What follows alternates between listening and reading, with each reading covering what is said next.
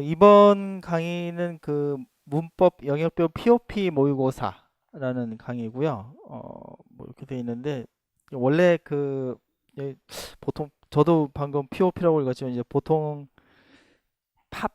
팝 퀴즈라고 해서 원래 쪽지 시험 형태 그 팝의 의미입니다. 팝. 그래서 문법만 따로 이렇게 띄어서 치는 시험인데 어, 2014학년도에 이제 서답형으로 이제 바뀌면서 이제 형식이 이제 조금 변화가 그 전과 형식이 변화가 있었었는데 14, 15년에 이제 좀 그 일종의 이제 시행착오를 좀 겪으면서 2016학년도부터 이제 어느 정도 형식이 이제 좀 프레임이 이제 고착화되어 가는 경향이 있어서 이제 그때부터 이제 제가 아마 판모의고사를 했었던 것 같아요. 그래서 문법 같으면 기입형 두 문제에 서술형 네 문제. 그래서 보통 5점짜리 문제가 하나 들어가 있고 4점짜리가 한 세 문제. 그 다음에 기입형 두 문제 해서 이제 한 21점 정도 배점이 되어 있는 그 형태가 이제 지금까지 계속 지속이 되어 왔었었는데 문제는 이제 올해부터 시험이 이제 다시 또 바뀌죠. 시험의 그 틀이 다시 바뀌어서 서술형이 이제 대폭 늘어납니다. 그래서 어, 원래는 기입형 8문제에 서술형 13문제, 논술형 1문제 해서 이렇게 몇 개죠? 23문제인가요? 이렇게 이제 구성이 되어 있다가 이제 올해부터는 기입형 6문제에 서술형 17문제로 해서 24문제 정도 되나요? 뭐 이렇게 이제 바뀝니다. 바뀌어서 어, 아마 여러분 제가 제일 걱정하는 것은 여러분들이 답을 다 못 쓰고 나오는 상황이 벌어지지 않을까 싶은 뭐 어떻게든 꾸역꾸역 쓸 수는 있겠지만 제가 이야기하는 건 제대로 다 풀고 나올 수 있을까 싶은 이제 걱정이 앞섭니다. 그래서 뭐 계속 올해 이제 요 형식이 바뀌고 나서부터는 제가 계속 똑같은 이야기를 하는데 답안 쓰기 연습을 많이 하셔야 됩니다. 답안 쓰기. 제가 말하는 답안 쓰기는 답 쓰는 것뿐만 아니라 문제 이제 풀면서 답 쓰는 데까지 연습을 하시고 그리고 그 풀고 나서 그 답안에 대해서 이제 계속 더 좋은 답안으로 이렇게 수정해 가시는 그 과정들을 여러 번 거쳐서 완성도 있는 답을 쓰는 연습을 많이 하시는 게 필요하지 않을까? 혼자 하실 수도 있지만 가급적이면 한 3명, 4명 정도 이렇게 짝을 지워서 서로 이렇게 피드백하는 그 보통 동료 첨사학이라고 그러죠. 그래서 그 피드백하는 그런 과정들이 있으면 굉장히 도움이 많이 될 겁니다. 단 마음이 맞는 사람들과 하십시오. 안 맞으면 지금 발등에 불이 떨어졌기 때문에 인간관계를 버리시고 마음 맞는 사람들과 같이 3, 3, 5 모여서 하시면 굉장히 도움이 되지 않을까 싶고요. 보통 그 요즘에 이제 뭐 이게 좀 되는데 제가 우리 시험 치는 집단의 대부분 구성원들이 여성이에요. 그래서 여성 집단, 그러니까 남성 혹시 주위에 그 임용 국어 치는데 남자애들끼리 모여서 스터디하는 애들 봤습니까 혹시? 제가 거의 못 본 것 같은데. 그래서 이제 보통 이제 남자 여자가 섞여 있는 경우들은 있지만 남자끼리 있는 거는 못 봤고요. 여자들끼리 있는 경우들도 보고 했는데 뭐 남자들끼리 있어도 제가 봤을 땐 똑같을 것 같습니다. 근데 이제 보통 보면 안 맞는데 이야기를 못 하고 하는 케이스 하나. 그 다음에 들어가 가지고 좋은 말로만 왜냐하면 여성들이 보통 성과 언어라고 하는 학문 영역이 있습니다. 젠더 앤 랭귀지라고. 거기에 보면 여성들이 하는 말하기의 대표적인 특징이 뭐냐면 공감적 말하기를 많이 합니다. 그래서 공감만 계속 해주시고 지적질을 잘 하지 않아서 상호 간에 별로 발전이 되지 않는 경우들이 많습니다. 그 반대로 남자들끼리 있으면 싸웁니다 얘네들이. 왜냐면 정보 전달하려고 하고 계속 그다음에 충고하려고 막 하기 때문에 그 얘네들은 대화가 잘 안 돼요 지네들끼리 있으면.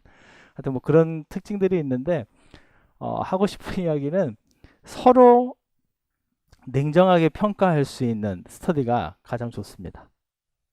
제가 생각했을 때 그래서 사실은 대학원이나 이런 데서 스터디할 때도 선배든 후배든 뭐 남자든 여자든 상관없이 누가 이렇게 논문 같은 거 예비 발표하고 이러면 거기에 대해서 조언을 충분히 해주는 것이 그 사람을 위한 최선의 방법이거든요. 그러니까 스터디에서도 만약에 하신다면 그런 것들을 충분히 보여주시는 것이 좋습니다. 단 그냥 막 하면 안 되겠죠. 느낌 뭐 이런 것대로 하면 안 되고 근거를 가지고서 이야기하시는 거지. 상호간에 도움이 많이 될 겁니다. 그래서 만약에 혹시 하시게 되면은 이제 여러 가지 문제들이 발생이 될 거예요. 제가 예상하는 몇 가지 문제들이 있는데 제가 겪은 그런 것들이 충돌이 혹시 될 때, 저한테도 이야기를 해주시면, 뭐 제가 답을 다 가지고 있는 건 아니지만 같이 고민을 하면서, 거기에 대한 뭐 솔루션이나 이런 것들도 같이 찾아보는 그런 것들도 상당히 도움이 많이 될 겁니다. 어, 가령 예를 들면, 여러분들 학부 때 교수님들도 다 똑같은 일을 겪고 계시고 지금도 아마 그러고 계실 것 같은데, 어, 가장 좋은 채점은 사실은 출제자가 직접 채점하는 게 제일 좋겠죠. 근데 이제 우리 시험은 지금 그렇지 않은데, 그래서 학교에서도 제가 문제 중간이나 기말고사 출제하고 나서 애들 시험지 매기면 내가 출제자임에도 불구하고 이걸 점수를 줘야 되나 말아야 되나 이런 상황들이 굉장히 많이 벌어져요. 비일비재하죠. 그래서 우리 임용 시험이 제대로 채점이 될까 싶은 생각이 들긴 하는데 아무도 공개를 안 하니까 알 수가 없어서 확인을 못 하지만 어, 좀 다른 각도에서 보면 여러분들이 스터디 하실 때도 자기들이 답을 다 쓰고 그거를 이제 공유할 때 이거를 어떻게 채점할 것인가에 대한 문제가 발생할 수밖에 없을 겁니다. 그때 그 고민이 사실은 여러분들 스터디에서 가장 큰 도움을 받을 수 있는 부분이거든요.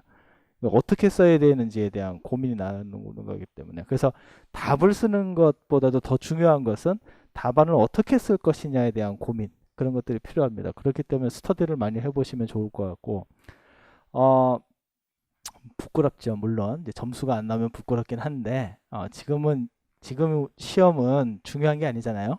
나중에 이제 11월 달에 칠 그 시험이 중요한 거니까 이제 그때를 위해서 한다 생각하시고 어, 조금 더 오픈해서 자기가 쓰는 답안도 조금 더 적극적으로 써보시고 어, 조금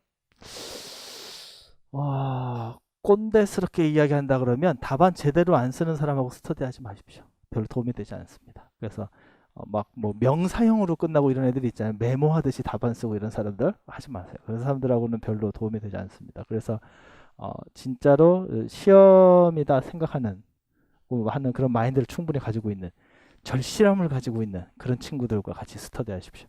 그리고 스터디할 때 너무 많은 문제를 푸는 것보다는 제가 봤을 때는 한 문제를 하더라도 그것이 좀 더 완성도 있는 답안을 쓸 수 있도록 하는 스터디가 훨씬 더 좋습니다. 그래서 막 문제 한 세트, 뭐 전공 A 한 세트, 뭐 14문제씩 막 이렇게 해서 한 시간에 막 풀고 막 90분 동안 풀고 그거 막 채점하고 이런 것보다는 뭐 교육학, 문학, 문법이라면 뭐 한 문제씩이라도 이렇게 탁 적은 수라도 해서 하면 세 문제 정도 하면 한 25분 잡고서 하면 되거든요. 서술형 기준으로 하면. 그렇게 해서 25분 시험 쳐서 답안 쓰고 좀 쉬었다가 그 다음에 피드백 하면은 뭐 또 한 3, 40분 걸리겠죠. 그렇게 해서 채점해보고 서로 왜 이렇게 채점했는지 공유해보는 거죠. 공유하고 하면은 한 1시간 반 정도 하면 충분히 스터디 다 할 수 있습니다. 그런 것들이 좋고요. 공유하면서 채점하는 과정에서 이렇게 답을 쓰는 것이 더 좋겠다라고 하는 어떤 방향이 나오겠죠. 그거대로 답안을 다시 한번 써보시면 사실은 그게 제일 좋은 답안입니다. 제가 여기다가 쓰는 예시 답안보다 실제적으로 그 답이 더 좋은 답입니다. 왜냐하면 제가 쓰는 예시 답안은 이런 경우 저런 경우를 다 감안해서 문법적인 근거를 거의 논문 쓰다시피 쓰는 내용들이거든요. 논문에서나 나올 거리지 여러분들 누가 시험장에 가서 이렇게 쓰고 앉아 있겠어요. 예시 답안처럼. 그러니까 얘는 정말 어떻게 보면은 시험장의 현실과는 동떨어진 답일 수 있습니다. 그래서 이렇게 쓰는 이유는 나중에 여러분들이 확인하실 때 이렇게도 쓰고 저런 내용도 들어가고 이렇게 되는구나 하는 것들을 보기 위해서 하는 거고 사실 시험에 최적화된 답안은 여러분들 스터디하면서 만들어진 답이 사실은 가장 최적화된 답일 수 있습니다. 그래서 그런 답들을 많이 써보시는 것이 중요하죠. 그런 것들을 써보시면 다른 답을 쓸 때도 얘가 그대로 도움이 될 겁니다. 이 답안을 이렇게 써나가야 되는구나 하는 것이 자기 나름의 하나의 그 일종의 어떤 형식을 이루어서 답안을 나오게 돼 있거든요. 그래서 국어 교육학을 쓰든 뭐 문학을 쓰든 문법을 쓰든 그렇게 해서 답안을 만들어가는 것이 중요하고 하나를 더 말씀드리면 지금 우리 기출문제에서는 채점 기준이었기 때문에 답안 쓸 때 사실 가이드가 전혀 없습니다. 그러니까 어떤 답이 맞는지 틀리는지도 사실 알 수 없는 경우들이 많고요.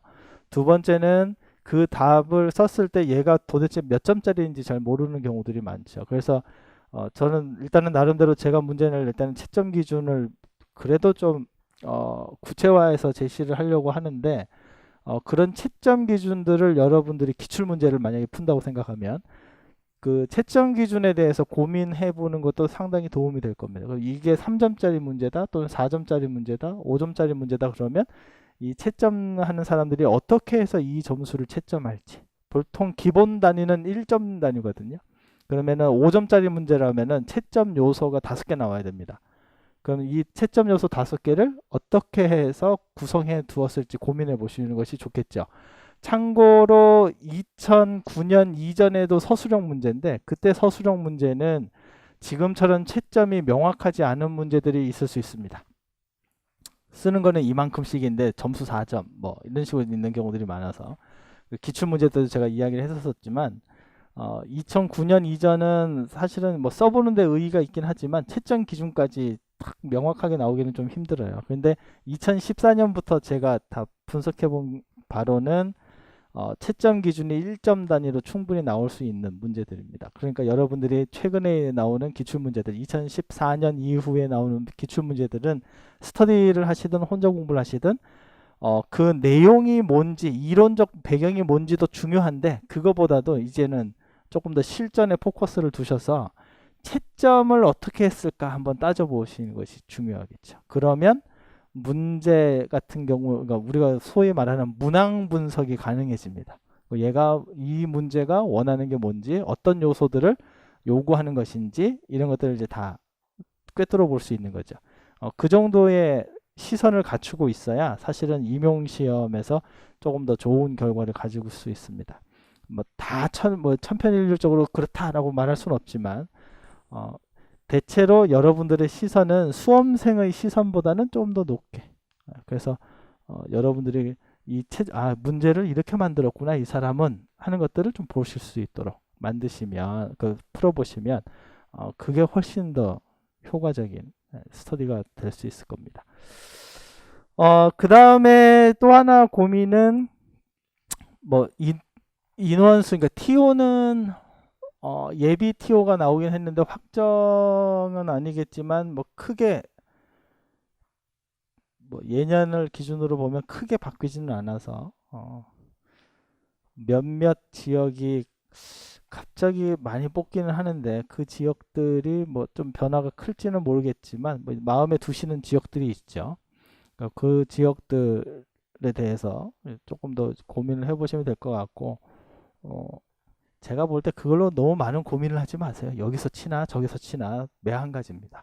그래서 여러분들 굉장히 고민이 되시는데 제가 이렇게 얘기해서 좀 이상하게 들리긴 하겠지만 대체로 다 비슷비슷하다고 생각하시고 가급적이면 그런 사람들도 많이 봤거든요. 많이 뽑는다고 해서 갔다가 나중에 다시 시험 치는 사람들도 있더군요.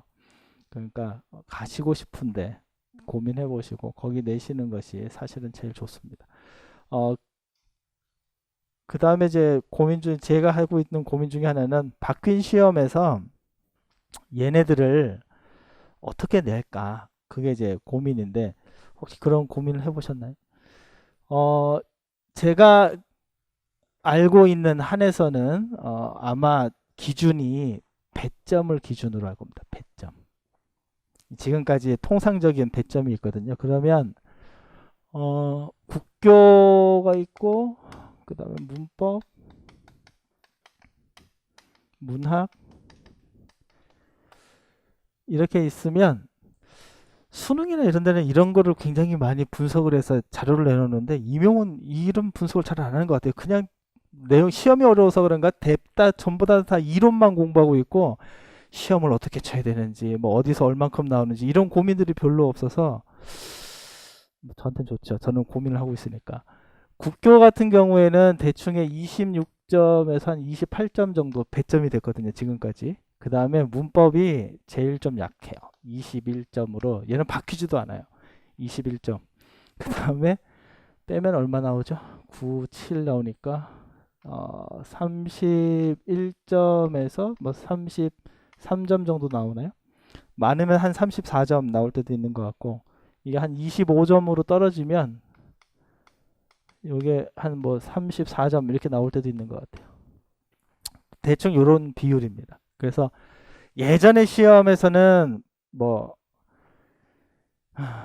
좀 속이 아프긴 한데, 국교하고 문학이 뭐 30, 30, 20 이런 식으로 나왔었어요. 점수 배점이. 그러다가 문학이 조금 더 올라가고 얘가 조금 떨어지고, 그 다음에 문법은 뭐 항상 다 고만고만해요. 그래서 얘는 그대로예요. 그래서 요게 최근에 배점인데, 아마 시험이 바뀌면은 문법, 국교도 마찬가지고 문법도 마찬가지고 문학도 마찬가지 한 요 정도 수준? 근데 이제 홀수 단위가 없어졌기 때문에 문법이 20에서 한 22점 아마 요 사이로 나오지 않을까. 그래서 이제 배점은 대략 저 정도 될 것 같습니다. 이렇게 해서 보면 제가 이런 경우 저런 경우를 다 놓고 계산을 해봤는데, 여기에 이제 포커스를 맞춰서 딱 계산을 해보면 문법의 기입형이 한 문제 나오면 서술형이 5문제 나와야 됩니다. 근데 그렇게 해줄 것 같지 않거든요. 문법에 대해서 다들 별로 관심이 없으니까 결정하시는 분들이, 야, 문법을 서술형을 5문제나 내줄 필요가 있니? 뭐 이렇게 아마 이야기할 것 같아요. 그러면 기입형을 2문제 내면 서술형이 4문제 나오게 되어 있습니다. 그래서 얘는 기입형 2문제 4점, 서술형 4문제 16점 하면 이제 20점이죠. 제가 봤을 때 20점 될 것 같아요. 20점으로 또 1점 깎였습니다. 그래서 기분 나쁘게. 그래서 이 정도 나올 것 같고, 다른 거 이렇게 이제 계산해 보면은 아마 기입형은 다 2문제 나올 것 같고요. 그 다음에 이제 서술형은 이제 거기에 맞추어서 조금 조정이 될 것 같긴 한데, 뭐 대충 이렇게 될 것 같습니다. 그리고 뭐 기입형이 이제 A도 있고 B도 있죠. A에서는 4문제 나오고 B에서는 2문제 나오니까 아마 조정이 좀 될 것 같고요. 서술형이 사실은 이제 문제입니다. 서술형이. 그래서 전공 A가 있고 B가 있으면 기입형이 4문제, 2문제, 서술형이 8문제, 9문제 이렇게 나오죠. 그죠? 그럼 23문제가 나오나요? 6개, 17개, 그러니까 23문제 이렇게 이제 나올 텐데, 다 이제 90분씩이잖아요. 이거 어저께도 제가 같이 계산해 봤는데, 기입형 처음에는 5분씩 계산했는데 아마 5분씩 아닐 것 같아요. 여러분들이 알면 푸는 거고 모르면 안 풀 테니까. 그래서 한 4분 정도씩 잡으면, 여기서 이제 8분, 아니죠, 제가 계산 잘못했네요. 여기서 16분, 여기서 8분 이렇게 깎여 나갑니다. 그러면 74분 남죠. 그럼 8문제를 74분에 풀어야 되니까 한 문항당 9분 정도씩.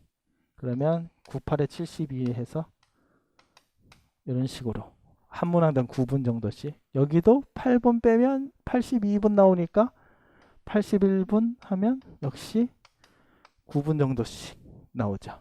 그러니까 결론은 기입형은 잘 모르겠고, 서술형 여러분들이 한 문제 풀 때 9분에 한 문제씩 풀어야 됩니다. 서술형. 그 9분에다가 딱 갖다 놓고서 푸시면 나중에 시간이 모자르겠죠. 왜냐면 꼼지락거리고 들썩거리고 뭐 왔다 갔다 하고 하늘 보고 뭐 이렇게 할 테니까 한 8분 30초 정도?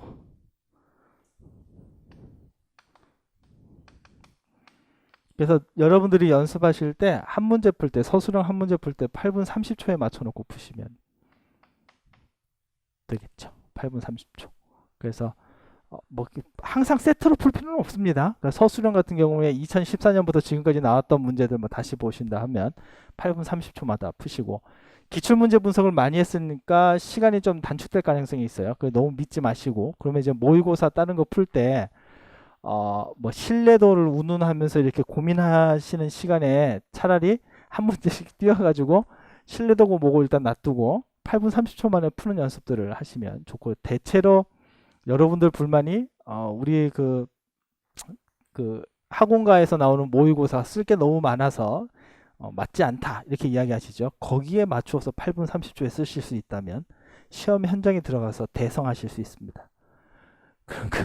그렇게 활용하시면 되고요. 만약 그래도 마음에 안 든다 그러면 이걸 어떻게 활용을 하냐면 쓰는데 한 3분 정도 잡으시면 문제 분석하는데 한 5분 정도 나와야 되겠죠. 그죠? 3, 4분 정도 되니까. 문항 분석하는데 5분 안에 분석해서 메모하는 거, 내가 뭘 쓸지 메모하는 것까지 5분 안에 하시면 대체로 다 효과적으로 얘네들을 다 써먹을 수 있습니다. 효과적으로. 그래서 문항 분석하고 자료 분석하고 이런 것들을 5분 정도. 제가 다른 시험 문제를 다 못 봐가지고 잘 모르겠네요. 사실 제 거밖에 모릅니다. 그래가지고 이런 거 이야기하면 안 되죠. 혹시 여기 흘리시고 가시면 제가 살펴보도록 하겠습니다. 그래서 다른 시험지들을 혹시 실수로 이렇게 흘리고 가시면 내가 보겠다고요. 네. 그래서 5분 안에 그 문항 분석하고 그 다음에 이제 조건 같은 거 작성 방법 분석하고 자료나 보기 분석하고 이런 데 활용하셔도 되고 답안 쓰는 데까지 다 해서 8분 30초 안에 쓰는 연습 하셔도 나름대로 다 효과적으로 쓸 수 있지 않을까, 활용할 수 있다고 하지 않을까 싶습니다. 그래서 이제 요렇게 이제 시간 계산도 한번 해보시면 얼추 이제 계산이 나올 거고요. 우리 시험은 그래서 이제 저 기준에 따라서 기평 2문제에 서술형 4문제 이렇게 이제 나올 겁니다. 모의고사가, 판모의고사가. 그래서 16분, 17분, 34분, 8분, 42분 이렇게 나오나요? 시간 하면? 42분이 6문제가 42분 한 세트거든요. 그래서 42분마다 우리 시험 시간은 42분인데 여기 이제 시간을 제가 조금 더 들여서 45분 이렇게 한 번씩. 작년에는 60분이나 50분 줬는데 별로 여러분들한테 도움이 될 것 같지 않아서 45분으로. 너무 걱정하지 마세요. 어차피 다 여러분들이 가지고 있을 거니까 시험 시간이 종료됐을 때 내가 이 정도 썼구나 해서 탁 마킹하시고 더 푸셔도 됩니다. 쉬는 시간에 안 쉬고 계속 푸시면 됩니다. 이렇게 해서 45분. 그래서 진행이 될 거고, 그 다음에 그 나누어 드린 유인물이 아마 나올 텐데 그 패턴은 1번, 2번, 3번, 4번인데 이제 오늘은 OT가 1교시에 있으니까 이제 OT 시간을 빼면 여기 이제 시험이 있습니다. 시험 이렇게 A 1번 시험을 치시면 그 다음에 해설 강의가 1번 이렇게 가죠. 그 다음에 시험 2번 이렇게 되면 여러분들이 이제 여기에 쓴 답안지를 제출하시면 됩니다. 제출 꼭 안 하셔도 됩니다. 저를 사랑하신다면 꼭 제출하지 않으셔도 됩니다. 저도 힘드니까. 그래서 답안지를 제출하면 제가 채점을 해서 그 다음 주에 갖다 줍니다. 그럼 여기가 해설 강의가 2번 이렇게 되겠죠. 강의. 그러니까 이런 패턴이 이제 계속됩니다. 그럼 다음에 또 시험 치고 이렇게 해서 이제 마치 개미지옥처럼 7주간 계속 이제 반복이 됩니다. 반복이 돼서 이렇게 영역별로 진행이 될 거고, 마지막 7주 차에는 이제 제가 채점을 해서 나눠줄 수가 없으니까 이때는 이제 채점이 없고요. 그래서 6주짜까지 계속 이렇게 6번. 경우에 따라서는 요게 아니고 요것을 제가 임의로 받아갈 수도 있습니다. 그 경우에 따라서. 그래서 일단은 이런 패턴으로 계속 진행이 된다는 걸 아시면 될 것 같네요. 그리고 저한테 제출하는 답안지와 별도로 혹은 뭐 시험을 항상 2번 이렇게 치게 되어 있으니까 여러분들이 아까 얘기했던 대로 이제 모여서 뭐 여기 계속 아마 비어 있을 것 같은데 여기서 뭐 하시거나 아니면 여기 뭐 이런 데 주변에 어디 가셔가지고 이제 그런 답안 작성 같은 스터디 이렇게 하시면 좋겠죠. 그래서 한 6문제 정도밖에 안 되니까 그거 가지고서 한 1시간 반 정도면 제가 다 할 수 있지 않을까 싶은데 그렇게 처음에 좀 더 걸릴 수도 있지만 부족해서 한번 해보시는 것도 좋고요. 네 문제 다 안 하셔도 됩니다. 여섯 문제 다 안 하셔도 되고 서술형 기준으로 네 문제 안 하셔도 되고 그 중에 뭐 한두 문제라도 스터디 하시면은 상당히 도움이 될 겁니다. 나중에 쌓이면 그게 어마어마해질 테니까 그렇게 활용을 하시면 되겠고 그 다음에 내용을 말씀을 드리면 오늘은 이제 일단 요 OT가 끝나면 오늘은 집에 빨리 갑니다. 좋죠. 오늘 집에 빨리 갈 텐데 요 OT가 끝나면 일단 답안 쓰기 이제 예비 시험이라고 이제 되어 있는데 한번 이제 작성해 보는 거예요. 그 일종의 종합 시험이긴 한데 예비 시험처럼 해서 이제 답안 쓰기 그다음에 유형 제가 어저께 강의하면서 이제 올해 기출 문제는 조금 바꿨는데 지금까지 기출문제 해설하면 이제 그 이론적인 내용들이 너무 지나치게 많은 것 같다. 이런 이야기들이 많이 있는 것 같아서 유형에 대한 이야기를 조금 했거든요. 그래서 유형에 대한 부분들을 원래 팝에서는 제가 계속 했었습니다. 작년 거도 이제 그 시중에 있는 문제집은 그 전년도 팝 모의고사입니다. 그러니까 올해는 교재가 없는 거죠. 올해는 다 시험지로 만드는 거고. 거기 그 작년 거 팝모고를 보시면 앞에 보면 유형 시험 문제가 하나 들어가 있었을 겁니다. 답안 쓰기, 유형. 이렇게 그런 유형처럼 답을 쓸 때 그 답안도 중요하지만 문제의 유형들이 어떠냐에 따라서 접근하는 방법이 다 다르겠죠. 그래서 그런 부분들에 대한 약간의 뭐라 그럴까요? 그 전체적인 모의고사를 하기 전에 유형에 대한 익힘 이렇게 생각하시면 됩니다. 그래서 여러분들이 알고 계신지 잘 모르겠는데 수능 여러분들이 고1, 고2, 고3 때 배우는 거 보면 고1 문제집이 대체로 뭐가 나오냐면 유형 문제집이 나와요. 그 유형이 이제 보통 뭐 패턴도 있지만 또 하나는 그 인지적 영역에 따라 나오거든요. 고1 문제집 보면 사실적 뭐 내용이에 추론적 내용이 이런 거 나오죠. 그게 인지적 패턴이거든요. 인지적 유형이거든요. 그거 보통 고1 애들이 많이 푸는 거고 그 다음 고2 가면 학부랑 좀 비슷해요. 이제 전공 영역인 것처럼 마치 문학 띄어서 배우고 화작 문법 띄어서 배우고 막 그게 갈라서 이제 배우기 시작하잖아요. 그게 2학년 때 처음에 EBS 교재 주로 중심으로 해서 배우고 3학년 때 되면 이제 다 종합한 시뮬레이션화 되어서 뭐 수능 지금 완성 배우나요, 애들? 뭐 수능 특강, 수능 완성 뭐 이렇게 해가지고 파이널 이렇게 해서 배우잖아요. 그런 패턴처럼 유형이라는 것을 이제 제일 앞에다 두어서 그 이제 예비 시험 뭐 형식이 될 거고 그 다음에 이제 뒤에 이어서가 이제 내용별로 하나씩 나옵니다. 그 내용에 따른 부분들은 제가 학교 문법의 체계를 좀 가지고 왔는데 학교 문법에서 지금 요번에 언어와 매체로 바뀌면서 그 전에 2012학년도 교육과정과 제가 교과서를 파악해 본 결과로는 거의 바뀐 게 없는데 체계가 살짝 바뀌었어요. 체계가.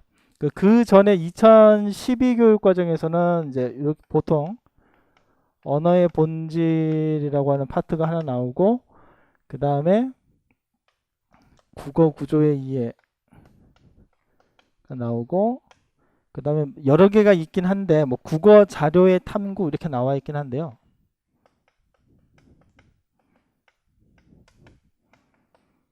뭐 이렇게 나와 있는데 사실 이 국어 자료의 탐구에서 우리 시험에 중요한 것은 하나밖에 없거든요. 국어의 변천. 그래서 이게 이제 국어의 변천이에요. 그러니까 여러분들이 학부 때 배웠던 영역으로 좀 바꿔서 보시면 국어의 변천은 국어사거든요. 국어사. 그래서 중세국어나 근대국어의 세부 영역까지 포함한 국어사적인 부분입니다. 그게 이제 요 파트가 하나였고 요게 이제 소위 말하는 중세나 근대나 국어사를 담고 있으면 여기서 이야기하는 국어 구조의 이해는 현대국어죠. 그래서 얘네들은 현대국어의 영역을 가지고 있으면서 크게 언어 단위별로 4개로 쪼개놨습니다. 그게 의문, 단어, 문장, 담화 이렇게 4개로 쪼개져 있거든요. 그래서 이렇게 영역에 따라서 구성이 될 거고, 언어의 본질은 예전에는 요게 이제 뭐가 나왔냐면 국어의 특질이라고 해서 언급이 됐었는데 최근에는 이제 거의 안 나오는 것 같아요. 그래서 전반적인 국어학 일반론에 관한 부분들이 이제 많이 나왔는데 최근에는 거의 안 나오는 것 같고, 기출 문제에서 두 문제 정도 나와 있을 겁니다. 그거 정도 뭐 보시면 될 것 같고, 이제 중요한 건 얘네들이죠. 얘하고 얘하고 중요한데, 이 비율 자체만 보더라도 얘네들이 양적으로 많을 수밖에 없어요. 그래서 거기도 보시면 오늘 의문론부터 시작하면 종합시험까지 보면 5주차까지 가죠. 사실은 4주차 분량이 7주 중에 4주 분량이 현대국어에 다 할애가 되어 있습니다. 그래서 현대국어 부분이 이제 당연히 분량이 많을 수밖에 없고, 1, 2로 나누어 둔 이유는 뭐냐면 보통 얘네들이 개론서를 봐도 그렇고 교과서를 봐도 그렇고 그 하위 카테고리가 다 두 개로 다 나눠져 있어요. 예를 들면 의문 같으면 뭐 의문과 의문체계, 그 다음에 또 하나는 의문의 변동. 단어는 교육과정상에 원래 4개로 쪼개져 있었습니다. 4개로. 그러면은 품사, 단어의 짜임, 의미, 단어의 의미, 그 다음에 뭐 표기, 법, 이렇게 해서 4개로 쪼개져 있었고, 근데 걔네들도 이제 묶어보면 뭐 가능하고요. 2개로. 문장은 원래 3개거든요. 문장 성분, 문장의 짜임, 문법 요소인데 교육과정에는 이걸 또 2개로 해놨어요. 그 문장 성분을 보통 잘 제시하지 않은 형태들이 많습니다. 그 다음에 담화도 역시 2개로. 담화의 구조, 그 다음 표현과 이해, 이렇게 이제 나누어져 있습니다. 그래서 이제 전반적으로 카테고리를 이제 2개씩 묶어서 이제 출제를 할 겁니다.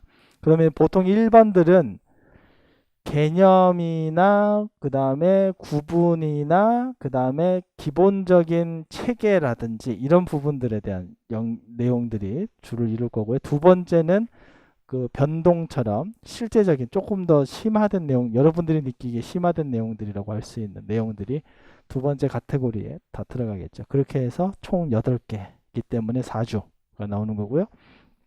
그 다음에 국어의 변천은 2주 분량 정도로 되어 있습니다. 그래서 국어의 변천은 시기로 나누면 고대, 중세, 근대 이제 이렇게 되어 있겠지만 사실 이렇게 분류하는 것은 의미 있는 게 요거 하나 정도밖에 없어요.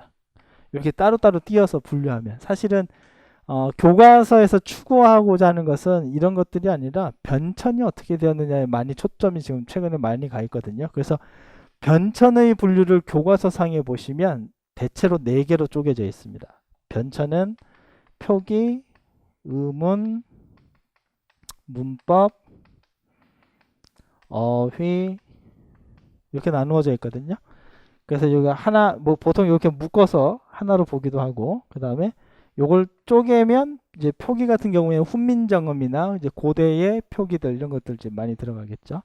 그 다음에 뭐 이렇게 묶어서 보기도 하고 나눠서 보기도 하고, 그 다음에 문법은 형태 통사와 관련한 것들, 그리고 어휘는 사실 우리 시험 문제 아직 출제되지는 않았습니다. 보통 너무 지엽적인 이야기들이 많기 때문에 이렇게 보실 수 있고, 예전에 객관식 문제 때는 여러분들 힘들게 했던 것 중에 하나가 이제 그 영역으로 치면 담화라고 할 수 있는데 주로 담화로 되어 있는 애가 뭐냐면 중세문헌 중에 석보상절이 담화 구성으로 되어 있거든요. 그냥 걔를 원전 이제 그대로 넣든지 아니면 그거를 대화 형식으로 각색을 해가지고 윤색을 해서 넣든지 뭐 이런 방식으로 해서 담화를 넣었던 적이 있죠. 만약에 담화가 출제가 된다면은 물어볼 수 있는 것은 크게 한 3가지 정도 있습니다. 첫 번째는 어미 체계로 물어볼 수 있어요. 그 어미 체계의 하위 카테고리들 여러 개 있지만 어미 체계 자체를 물어볼 수 있어요. 그 어미 체계를 물었었을 때 이제 일단 대표적인 것 중에 하나는 종결음입니다. 그래서 제일 많이 나왔던 문제 중에 하나가 의문형 종결음이죠. 중세국어 의문형 종결음이가 많이 나왔고, 두 번째는 어미 체계와 관련이 있는데 문법 요소들이 나옵니다. 지금까지 나왔던 문법 요소들의 대표적인 것은 바로 높임 표현이죠. 그래서 이 대화문이 중요해요. 얘네들의 관계가 뭐냐 이렇게 물어보는데 그 밑에 베이스에는 높임 표현이 들어가 있거든요. 그래서 높임 관계에 따른 내용들이 들어가 있습니다. 그리고 이제 또 하나로 이야기할 수 있는 것이 뭐냐면은 뭐 담화 구성이 반드시 아니어도 상관없는데 그 서법과 관련해서 물어볼 수 있는 거죠. 아직까지 많이 나오지는 않았지만 서법과 관련해서 물어볼 수 있어요. 보통 학계에서 서법을 이야기할 때 이제 같이 좀 묶어서 보는 게 뭐냐면 시제거든요. 그래서 시제와 서법 뭐 이런 식으로 많이 묶어서 봐요. 그러니까 시제도 아직 시험에 잘 안 나왔습니다. 객관식 때 이렇게 선지 하나하나씩 나온 적은 있지만 서술형에서 시제 자체를 물어본 적은 없거든요. 그래서 시제나 서법 얘네들이 연결되어서 나올 수 있고 서법 중에 제일 많이 나온 애는 여러분들이 아는 것처럼 선어말어미 오에 대한 부분이 제일 많이 나왔죠. 뭐 그런 것들을 이렇게 물어볼 수 있습니다. 그래서 얘는 결국에는 문법이거든요. 형태론, 통사론 중에 그 통사와 관련된 문법 부분들이 주로 이제 많이 출제가 되었습니다. 이렇게 해서 이제 해서 요것도 이제 4번 해서 2주 분량으로 이렇게 볼 수 있죠. 그럼 총 6주에 이제 오늘 예비 시험하고 마지막에 종합 시험 하면 이제 7주차 이렇게 해서 구성이 되어 있습니다. 그래서 그 목차들을 보시면서 이제 하나하나 혹시 미리 공부해 오셔도 상관없습니다. 예. 어차피 미리 다 공부해서 실제 시험 치러 가는 거잖아요. 그러니까 좀 보시면서 정리하셔도 되고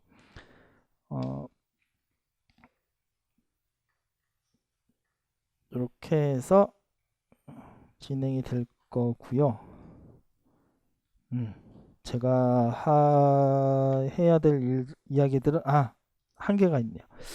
그 지금은 이제 좀 많이 없어진 것 같긴 한데 그래도 혹여나 이제 노파심 때문에 이제 나이가 점점 들면서 막 이런 생각 저런 생각이 많아가지고 말이 길어지는데 중세국어를 꼭 봐야 되느냐 뭐 이런 이상한 질문을 하시는 분들이 아직도 있어서 그 혹시 그 제가 냈던 기출문제집이나 판모의고사 문제집 보면 앞에 앞붙이라 그러는데 거기에 보시면 그 분석해 놓은 게 있거든요. 그 표로 굉장히 복잡하게 되어 있는데 그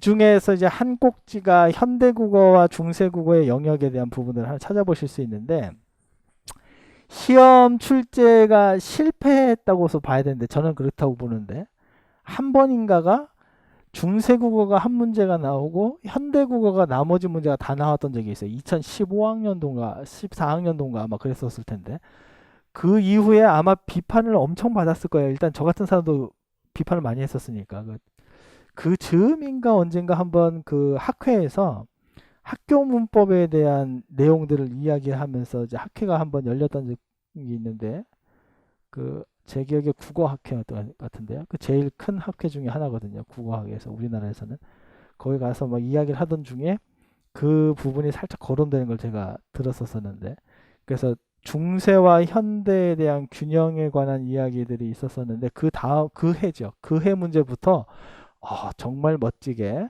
딱 균형을 맞추어서 출제하려고 하는 노력이 보이기 시작했어요.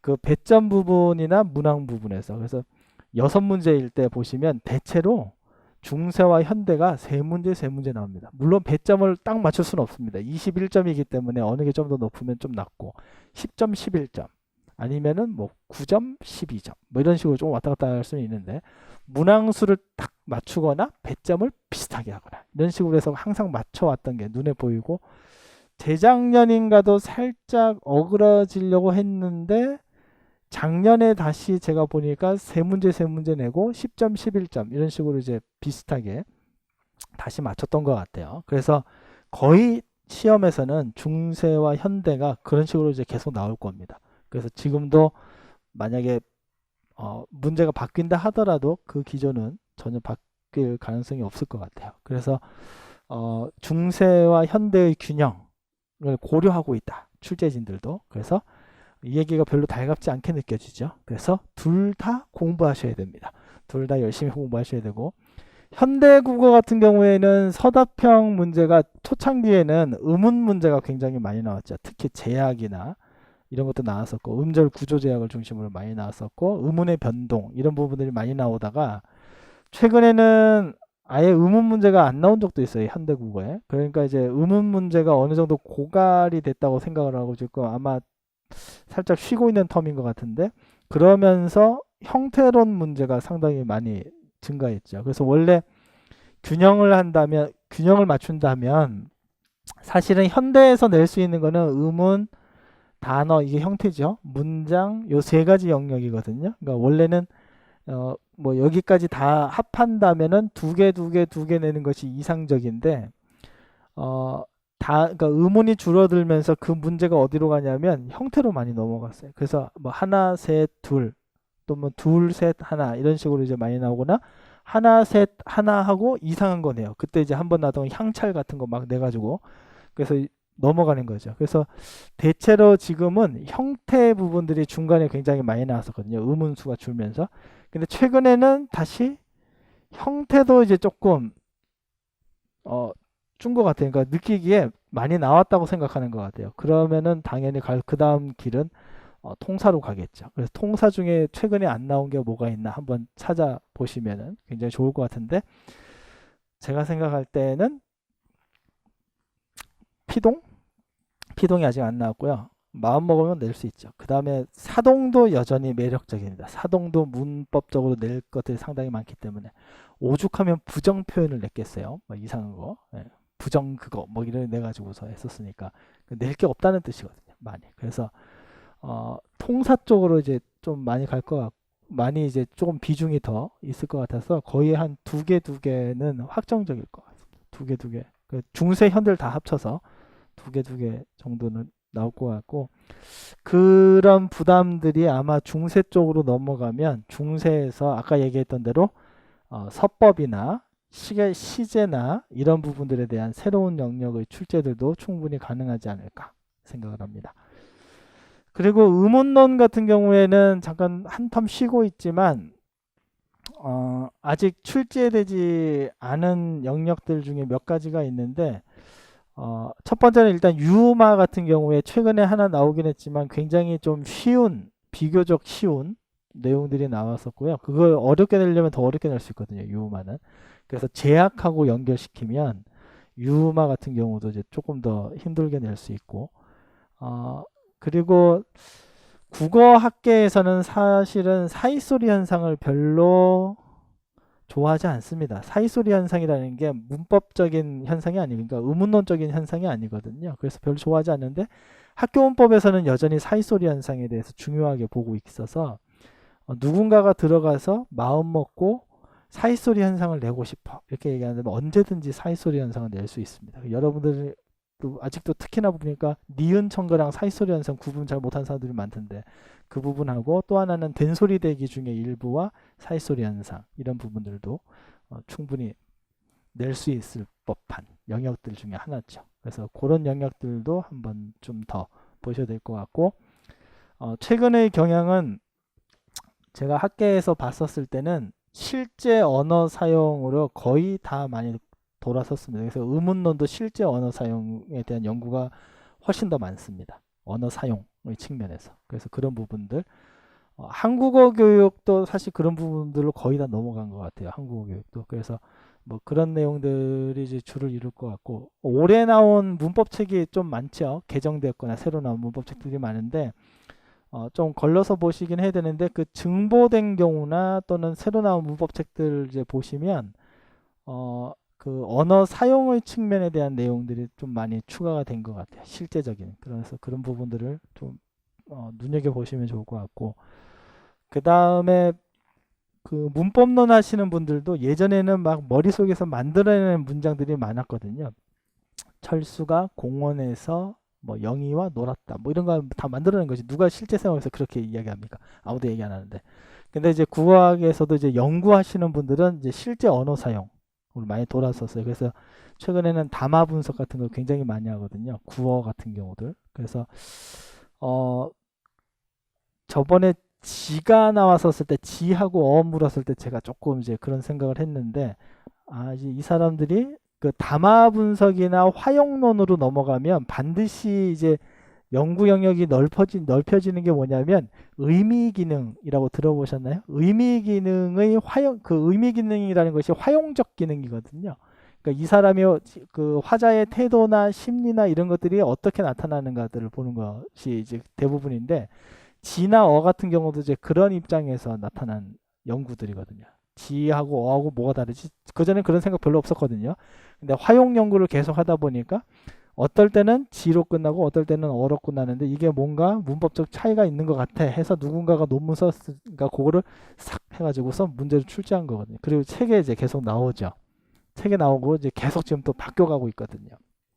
그런 것들도 이제 문제로 낼 수 있는데, 사실 여러분들이 거기까지 공부해야 돼? 이런 고민들이 있었었는데 사실 그렇게 공부 못 합니다. 그럼 논문들을 다 보고 앉아 있어야 돼요. 저랑 같이 학술 대회에 계속 참여하셔야 되거든요. 그 돈도 받습니다. 학술 대회 뭐 2만 원, 3만 원씩 받거든요. 그 그지 같은 것들. 그래가지고 그 책도 요만한 거 제본 그 7천 원도 안 하는 거 그거 주면서.